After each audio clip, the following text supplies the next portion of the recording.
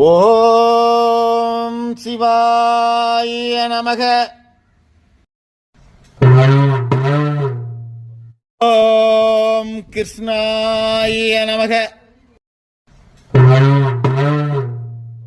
ஓம் நந்திவாகனாய நமக. ஓம் காமதேனாய நமக.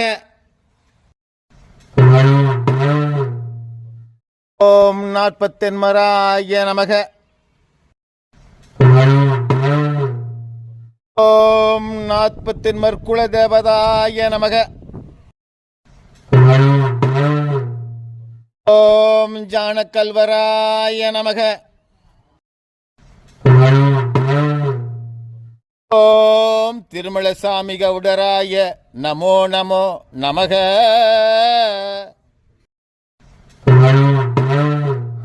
ஓம் பராசக்தியே போற்றி. ஓம் மகாலட்சுமியே போற்றி. ஓம் நாராயணா போற்றி.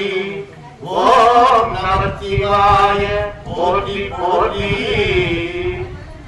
அன்பான மகாஜனங்களுக்கும் பணிவன்பாக இருக்கின்ற மிகுந்த பாசமாக இருக்கின்ற மரியாதைக்குரிய தாய்மார்களுக்கும் உலகெங்கும் வாழுகின்ற காப்புகள காப்பு ஒப்பளிக்க மகாஜனங்கள் அத்தனையிலிருக்கும் பணிவான வணக்கத்தை மிக பணிவன்போடு தெரியப்படுத்திக் கொள்கிறோம்.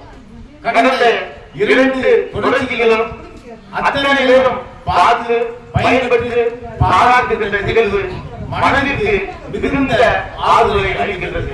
அந்த வகையிலே 3வது தொகுதியாக 3வது பகுதியாக காப்பு ஒப்பளிகளுடைய புராண வரலாற்றை வெளியீடு செய்வதிலே மிகுந்த மகிழ்ச்சி அடைகின்றோம். இந்த நல்ல நிலையிலே மாரபாடி கிராமத்திலே இந்த மாந்தம்மாள் மல்லம்மா திருக்கோயிலே அதை சார்ந்திருக்கின்ற ஜாதிகளும் இங்கே புகுந்து சிறப்பான வகையிலே வாழ்க்கையை வாழ்ந்து கொண்டிருக்கிறீர்களும் இங்கே பிறந்து சிறப்பான முறையிலே வெளியிலே சென்று சிறப்புமிக்க வாழ்க்கையை வாழ்ந்து கொண்டிருக்கின்ற அத்தனை பேருக்கும் பணிவான வணக்கத்தை தெரியப்படுத்திக் கொண்டு நல்லதொரு நேரத்திலே நல்லதொரு வருடத்திலே வெள்ளிக்கிழமையிலே 3வது பதிவு செய்ய உதவியாக இருக்கிற அத்தனை பேரையும் மிக பணிவன்போடு வணங்குகிறோம்.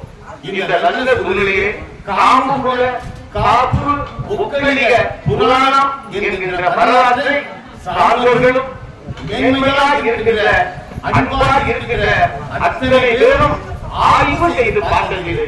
அதிலே இருந்து கிடைத்த தகவல் நமது உலகத்திலே நீதி கதைகளாக அத்தனை பேருக்கும் உண்மையையும் நன்மையையும் ஒழுக்கத்தையும் போதிக்கின்ற சகாப்தமாக ராமாயணமும் மகாபாரதமும் திகழ்ந்து கொண்டிருக்கிறது. இது உலகம் அறியும் அத்தனை பேரும் அறிவோம்.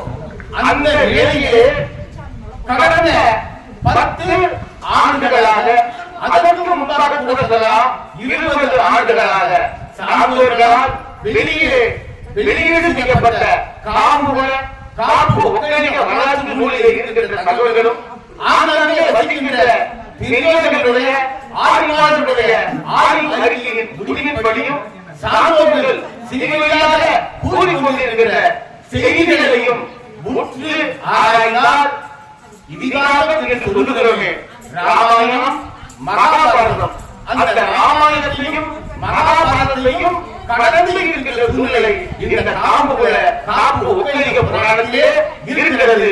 இதனை சான்றோர்கள் பலரே உறுதி செய்திருக்கிறார்கள். ஆக மிக எளிதானதல்ல காப்பு ஒக்கலிக என்றால்.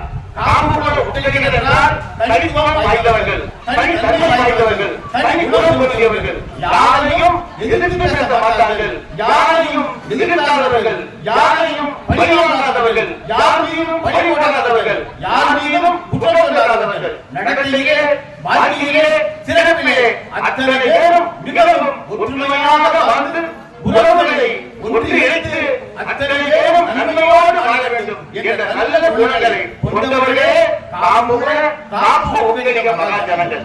ஆக குணம் கொண்டிருக்கிற காப்பு ஒக்கலிக பிறந்திருக்கிற வரலாற்றை அத்தனை பேரும் தெரிந்து கொள்வதிலே ஆர்வமாக இருப்பதை குறித்து மிகவும் மகிழ்வாக இருக்கிறது. இந்த நிலையிலே இதிகாசம் என்று சொல்லக்கூடிய ராமாயணம், மகாபாரதம் இதிலிருந்து எவ்வாறு வேறுபட்டிருக்கிறது என்பதை அத்தனை பேரும் ஆய்வு செய்தார். ராமாயணம் என்பது மகா சக்கரவர்த்தியாக திகழ்ந்த தசரத மகா சக்கரவர்த்தியின் புதல்வராக இருக்கிற ராமனும் லட்சுமணனும் சீதையும் இந்த தேசத்திலே இருந்து இலங்காவுக்கு சென்று சீதையை மீட்டுக் கொண்டு வந்து நியாயமான வகையிலே ஆட்சி அமைய வைத்ததுதான் ராமாயணம். அது ஒரு நீதி வரலாறு. மகாபாரதம் என்பது பாரத தேசத்திலே சிறப்பாக இருக்கின்ற பகுதியா யமுனை நதி. அந்த யமுனை நதியை சுற்றி எல்லா மக்களும் சிறப்போடு வாழ்ந்து கொண்டிருக்கிற காலத்திலே துவாபர யுகம் என்ற யுகத்திலே மிகவும் எளிமையாக பாண்டவர்கள் வாழ்ந்து அந்த பாண்டவர்களுடைய சொத்துக்கு தன்னுடைய பங்காளிகளே எதிர்பார்ப்பு இருந்ததால் அதை அறிந்த கிருஷ்ண பரமாத்மா பொது நீதிக்காக, பொது சேவைக்காக, நீதியை நிலைநாட்டுவதற்காக 18 நாள் போரை ஏற்படுத்தி அந்த போரிலே அழிவுகள் போக மீறி இருந்ததுதான் நீதி என்பதை நிலைநாட்டி காண்பித்ததுதான் மகாபாரதம். அவ்வாறு ராமாயணத்திலும் போர், மகாபாரதத்திலும் போர்.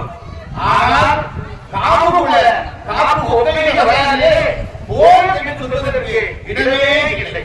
காப்புள்ள காப்பு என்று சொல்லக்கூடிய மகாஜனங்கள் இந்தியிலிருந்து 5147 ஆண்டுகளுக்கு முன்பாக கைகால மலையிலே கடவுள் கண்ணுக்கு தெரியும் பொழுது மக்கள் கடவுளை பார்த்து தனக்கு என்ன வேண்டுமோ அதையெல்லாம் பெற்றுக் கொண்டிருந்த காலத்திலே நாம் ஏவகணமாக படைக்கப்பட்டோம்.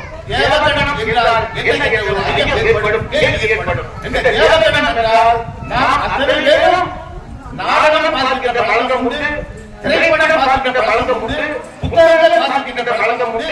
இந்த எல்லா பழக்கங்களையும் தேவகணம் என்று சொன்னால் நாடக மகாமுனி வள்ளிதமணம் நாடகத்திலே சிறப்பான வகையிலே வள்ளி காட்சி தருவது. அந்த திரை புலத்திலே வள்ளி கேட்கின்ற கேள்விக்கு சிறப்பான வகையிலே 3 லோகத்திலே ஏற்பட்ட அனுபவத்தை வள்ளியாக சொல்லுவார். அந்த அனுபவம் பெற்றவர்தான் நாரத மகாமுனி. அவர் எந்த லோகமும் செல்வார். அதை போல இந்த காமபுரத்திலே நாம் கடவுளை கண்ணில் பார்க்கும் பொழுது எந்த லோகத்துக்கும் செல்கின்ற பாக்கியத்தை தான் நாம் பெறுவதாக கடவுள் சிவபெருமான், நந்திவாகனம், காமதேனு ஆகிய அத்தனை நிலை பெறுபவர்கள் நம்மை உருவாக்குகிறார்கள். நாம் பிறந்தோம் என்பதை விட நம்மை சிவலிங்கங்களில் இருந்து காமதேனு பார்வைய அந்த பாவி மீது சூரிய வெப்பம் பட, காற்று பட, புராண வாயு பட, அதற்குள்ளிருந்து நாம் இந்த கலியுகத்தை காப்பதற்காக தோற்றுவிக்கப்பட்டவர்கள்தான் காப்பு ஒப்பேரிக்க மகாஜனங்கள். அவ்வாறு மேன்மையும் சிறப்பும் பெற்றிருக்கிற கைலாய மலையிலே நம்மை படைத்திருக்கிறார்கள். அந்த கைலாய மலையுடைய சிறப்பை நாம் தெரிய வேண்டும். அந்த கைலாய மலைக்கு முன்பாக நாம் முக்கியமாக தெரிந்து கொள்ள வேண்டியது யுக கணக்குகள். யுகம் என்றால் தற்சமயம் கலியுகம் நடக்கிறது. பஞ்சாங்கம் பார்க்கிற, பஞ்சாங்கம் வாசிக்கிற, பஞ்சாங்கம் கேட்கிற அத்தனை பேருக்கும் இது தெரியும். இந்த கலியுகத்துக்கு முன்பாக துவாபர யுகம் நடக்கிறது. அந்த துவாபர யுகத்திலே கிருஷ்ண பகவான் அவர் சிறப்பான வகையிலே எல்லா தீங்குகளையும் நீக்குவதாக அவருக்கு, எல்லா மேன்மைகளையும் செய்வதாக அவருக்கு, நாட்டு மக்களுக்கு, தேசத்திற்கு நன்மை செய்தார் என்று தெரியும். அதற்கு முன்பான யுகத்திலே ராமபிரான் தோன்றி எல்லா சக்தியிலும் நிறைவேற்றப்பட்டவராக அந்த திரேதா யுகத்தை மிகுந்த சிறப்புற்றவராக ஆக்கினார் என்று தெரியும். அதற்கு முன்பாக வாமன மகாராஜை தோன்றி எல்லா வகை சுகங்களையும் நீக்குவதற்காக அந்த யுகத்திலே திரேதா யுகம் என்று சொல்லக்கூடிய அந்த யுகத்தை சிறப்பித்தார்கள். ஆக திரேதா யுகம் என்கிறது 17,28,000 ஆண்டுகள். திரேதா யுகம் என்று சொல்வது 12,96,000 ஆண்டுகள். துவாபர யுகம் என்று சொல்வது 8,64,000 ஆண்டுகள். கலியுகம் என்று சொல்வது 4,32,000 ஆண்டுகள். ஆக இந்த 43,20,000 ஆண்டுகளிலும் மனிதன் சிறப்புற வாழ்ந்திருக்கிறார், சிறப்புற வாழ்ந்திருக்கிறார். அந்த யுகத்திலே இப்பொழுது நிகழ்கிற கலியுகத்திலே நாம் காப்பு உள்ள காப்பு ஒக்கையராக பிறந்து என்னவெல்லாம் செய்ய வேண்டும் என்கிற விஷயத்தைத்தான் 20 ஆண்டு காலமாக கையாள மலையிலே 48 புலவர்கள் செய்தார்கள். அதிலே இந்த திருக்கோயில் முன்பாக அமர்ந்திருக்கின்ற தசரிவார் குல மக்களும் அடங்குவார்கள். ஆக இந்த தசரிவார் குல மக்களும் இந்த 48 குலத்திலே மேன்மையை கற்றவர்கள்தான், உண்மையை கற்றவர்கள்தான், நன்மையை கற்றவர்கள்தான், அன்பை கற்றவர்கள்தான், பாசத்தை கற்றவர்கள்தான். இந்த வகையிலே அத்தனை மக்களும் சிறப்பாக வாழ்வதற்கு நாம் உருவாக்கப்பட்டதுதான் காம்புல காப்பு முக்கலிக மகாஜனங்கள் என்று சொல்லக்கூடிய இங்கே கூடியிருக்கிற நாமும் உலகளவில் இருக்கிற அத்தனையும் இத்தனை மக்களும் இத்தனை மகாஜனங்களும் வெகு எளிதான பிரதியும் இல்லை. இவர்கள் எளிதான காரியத்தை சாதிப்பவர்கள் இல்லை, எவரோடும் போட்டி போடுவவர்கள் இல்லை, சண்டையிடுவவர்கள் இல்லை, புறமைப்படுவவர்கள் இல்லை, யாரையும் புறம் கூறுவவர்கள் இல்லை, யாரையும் காட்டி விடுவவர்கள் இல்லை.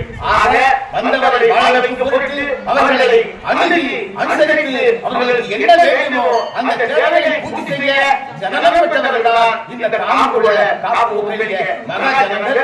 ஆக இந்த நான்கு யுகத்திலே மிகவும் சிறப்பு பெற்ற யுகமாக இந்த கலியுகத்திலே நாம் வாழ வேண்டும் என்ற கருத்திலே சிவபெருமான் நந்திமாடம் காவலர் நமக்கு நிகழ்ச்சி காட்டிய வரலாறுதான் முக்கியமாக பார்க்கப்படுகிற ஒன்று. ராமாயணத்தோடும் மகாபாரதத்தோடும் இணைத்து அதையும் கடந்த தகவல்கள் இந்த காப்புள்ள காப்பு ஒக்கைய மகாஜனனுடைய புராணத்திலே இருக்கிறது, உத்பவத்திலே இருக்கிறது என்கிற தகவலை பணிவன்போடு இந்த தொடரிலே தெரியப்படுத்திக் கொண்டு மீண்டும் இருக்கின்ற அத்தனை சந்ததிகளையும் தொடராக நீங்கள் தமிழ் 0.247 என்கின்ற யூடியூப் சேனல் வழியாக பார்த்து பலன் பெற்று உங்கள் கருத்துக்களை பதிவு செய்யுமாறு உங்களை திருக்கடற்பூர்த்தி பணிவன்போடு வேண்டி இந்த தொடரிலே இத்தோடு நிறைவு செய்து கொண்டு உங்களிடமிருந்து விடைபெறுகிறேன். நன்றி, வணக்கம். ஓம்